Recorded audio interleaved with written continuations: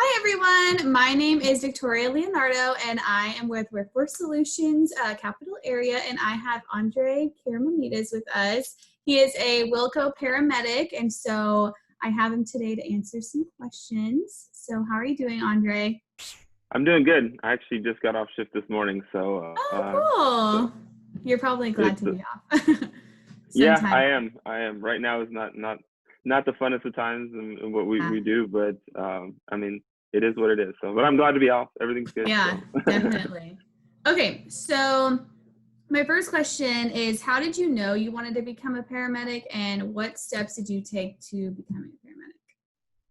yeah. So I used to I used to be an automotive technician for a long time. So this is like I didn't quite know a that. quite a drastic change. I just wanted to do something that was kind of the next thing for me. I just something more impactful, and Mm-hmm. um, as a lot of people don't know, there's like an EMT process you go through first. It's a 1 semester course, and then you go to paramedic school, which can be 3 years or so.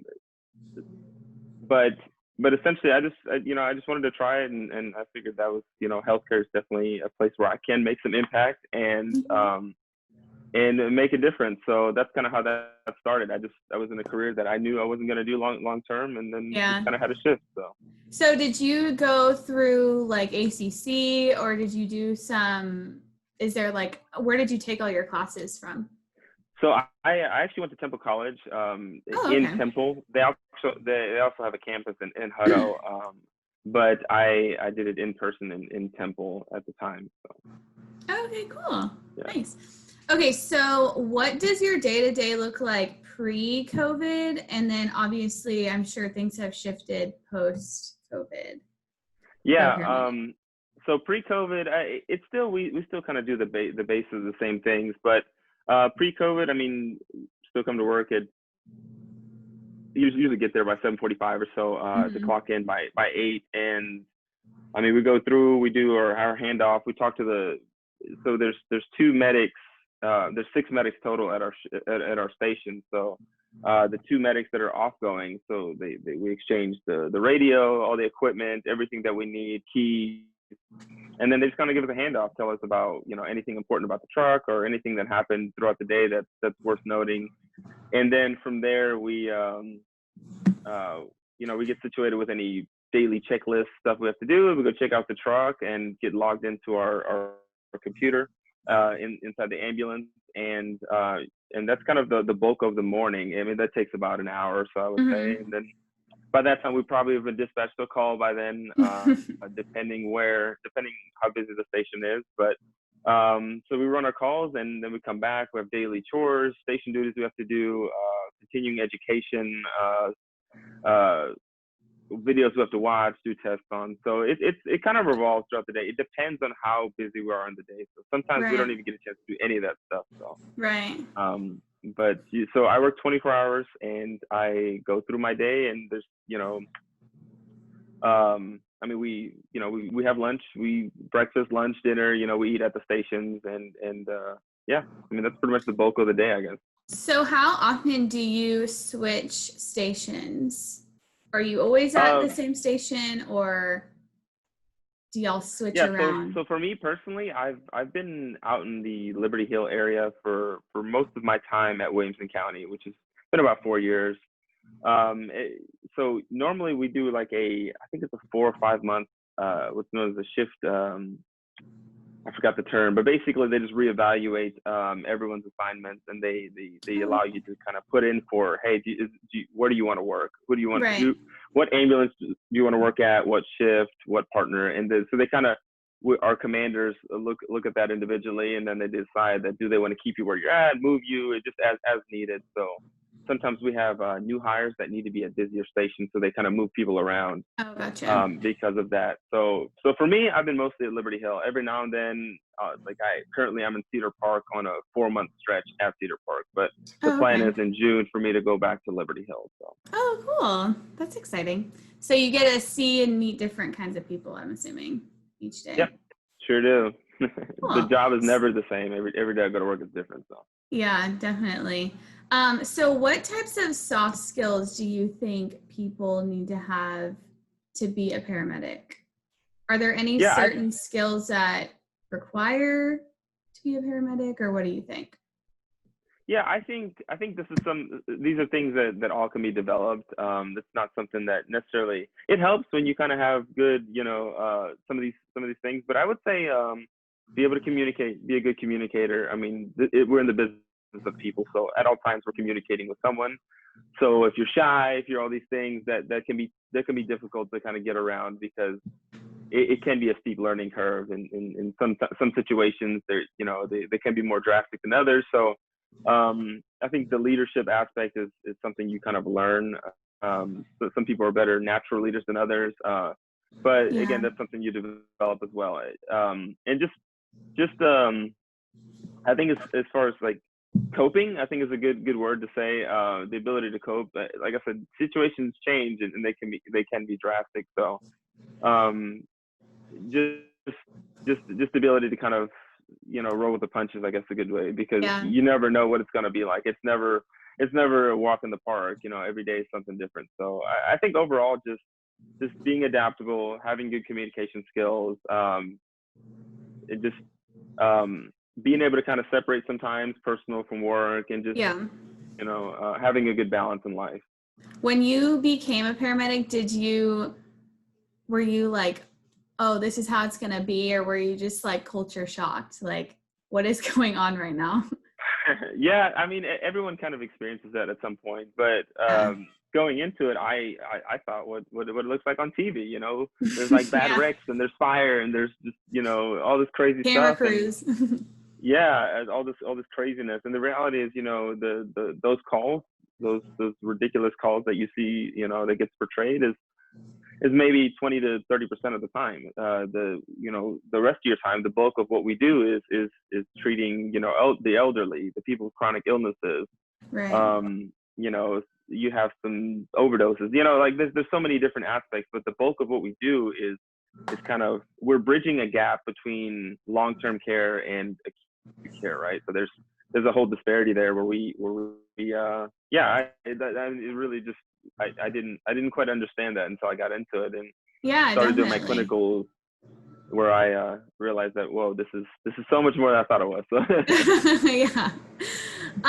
So what is the career ladder for a paramedic? So I heard you talk about like starting at an EMT. Like, what does that career ladder look like? And then obviously some people want to know, money talks. So what right. does like the entry wage for a paramedic? Does it depend on districts or stations, or what does that look like? Yeah, the main thing is funding and which department you work at. Oh, okay. So you have like, I guess let me answer the first part about the how you get to be a paramedic. So there's three different levels. There's what's known as an ECA, it's emergency care attendant. Those are usually like your volunteers. Some places in the U.S. still have. Here in Texas, we don't have very many just volunteers. That's usually the fire department side, but so basically an ECA is like it's like a few-hour course. You just kind of go through your test that allows you to like basically basic first aid. Most people just skip all that and just go right into the EMT course, which is like a 6-month course. It can be done online. You have to go in person to test your skills Mm-hmm. and all that. But if you do it in the classroom, it's usually about 6 months. And then as an EMT, which is everyone starts out as an EMT. You have to be an EMT first before you go to paramedic school.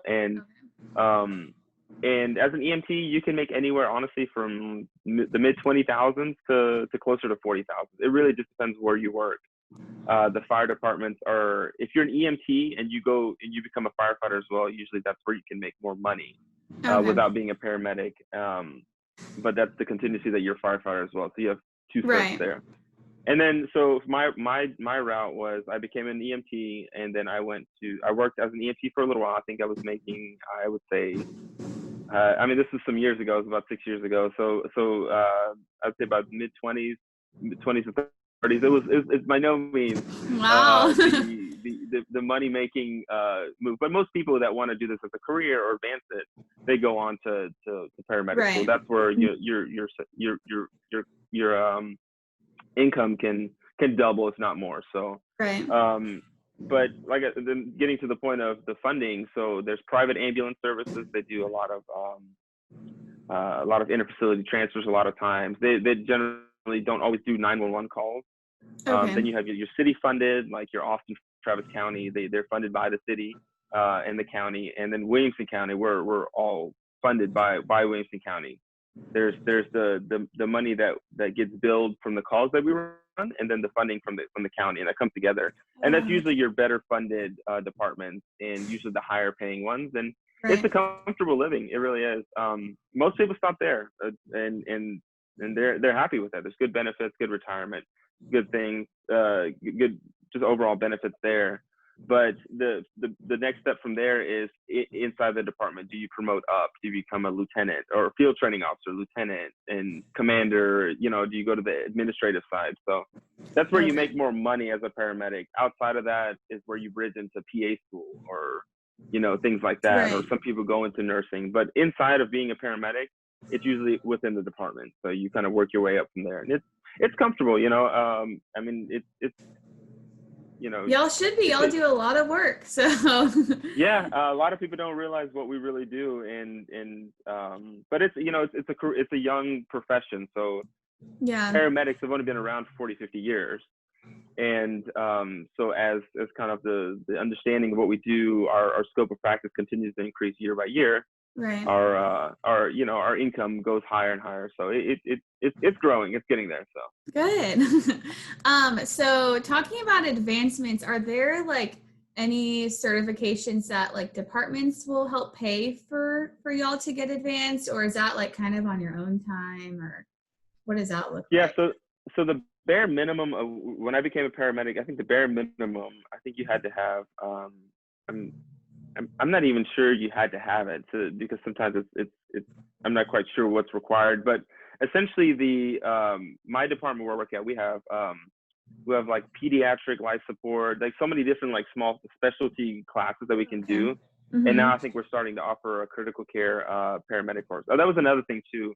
A lot of people, you can bridge on to being a flight paramedic as well. That was Oh, another wow. road as well. So you can fly in a That's, helicopter or a fixed wing airplane. So would you ever but do that? yeah, helicopters crash, so Right. I took I took the critical care paramedic course, and that was my plan. And then I realized I actually do more impact on the ground than I do in the air. So a lot Yeah, of yeah. times we package the patients, we do a lot of the legwork on the ground, and they kind of take the rest of the way by Yeah. taking the patient from us into the hospital. So Yeah.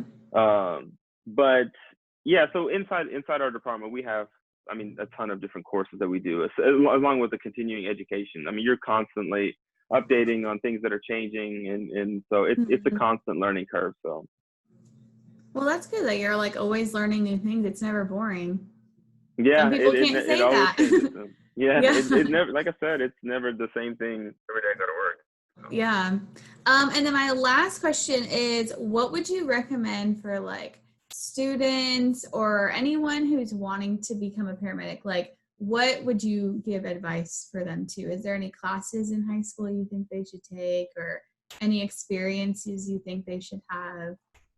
I think it's such a unique aspect of just I guess it's such a unique experience that it really is difficult to prepare yourself for it. Mm-hmm. You kind of get a glimpse of it in school, but the reality is that it does take a strong person to do this job. You know, it's not for the easy. I mean, you're one hand, or you know, you're someone's therapist. You're literally unloading people's problems all day, and as rewarding as it is, it can be taxing on you as the Right. provider personally. So we've all dealt with it, you know. But I guess not to make it sound negative, but it is worth it. The payoff is I mean, we are making an impact. You know, I mean, there's in sometimes in ways that we don't know, because you don't know that conversation you have with that person. Or you might have Yeah. redirected them. It's not always just medical stuff and people heart attacks. There's a lot of psych aspects to it as well. People are having crises, and so we make you make a difference in a way that sometimes you don't even realize what happens until sometimes you find out later on that this is what happened, the impact of what you did. Yeah. I would say be prepared for a roller coaster. I mean, it's super rewarding, and I mean, there's a lot of advancement in it. It's very easy to make it a sustainable career and do this long term, and you know, you kind of mature and grow as you start your career and as you go through. So the excitement is not the same in the beginning as you go year by year, but I think just be prepared for a roller coaster, and I mean an overall good roller coaster. So so you're So not going back to cars anymore, or what? no, that was never a long-term thing for me. I just no, being a paramedic, I enjoy it, and like I said, I've been doing this for about 6 years now, and you know, there's still more left for me to do. So Yeah. it's I have one more question I thought of. Do y'all have like support groups? So you're saying like, you know, there's a lot that like gets unloaded on y'all from patients. Like, do right. y'all have support groups that the departments, you know, fund or give y'all, or therapists or We do. anything? In Williamson County, in our department, we have like a peer support group, and Okay. we're basically that's the paramedics talking to paramedics, and they're trained in kind of, you know, just being a soundboard sometimes, and talking to you about what's going on. If you have a bad call, they'll usually call you and make sure, hey, are you okay? Just checking in on you. But then Yeah. we recently actually also have a licensed therapy group that we're Oh, that wow. contracted with. So it's anonymous. You essentially just call them directly. No one knows you're going, Oh, and that's it's cool. very private. And you speak to a licensed therapist, and it doesn't cost you anything. You just go and do it, and I think that's been a huge resource that a lot of people have really taken advantage of. So Yeah, definitely. It's awesome that they provide stuff like that for y'all and y'all don't have to go yeah, searching. So it's necessary. So yeah. Well, thank you so much, Andre. yeah, thanks I'm for having me. so glad that you spent some time with me, but I'm Yes, hoping of that you course. stay safe and you take the day off to do whatever you want. Yeah, thank you. Thanks for Yes. having me on. It was a pleasure to kind of shed some light on everything. So, Yes, definitely. I know this is such a needed career right now. So, and I know a lot of right. students, at least working in the schools, they think it is so cool. They think Yeah. y'all in uniform are like the coolest things to happen. Yeah. Anytime someone comes in uniform, they're just gawking over y'all. So I mean, it's a cool job for sure. I mean, you get to drive lights and sirens. You get to do some really cool stuff. So, yeah, it's a lot of fun day to day. So I love it. So, yeah, definitely. Well, thank you so much. alrighty, you have a good All day. right. Bye, Andre.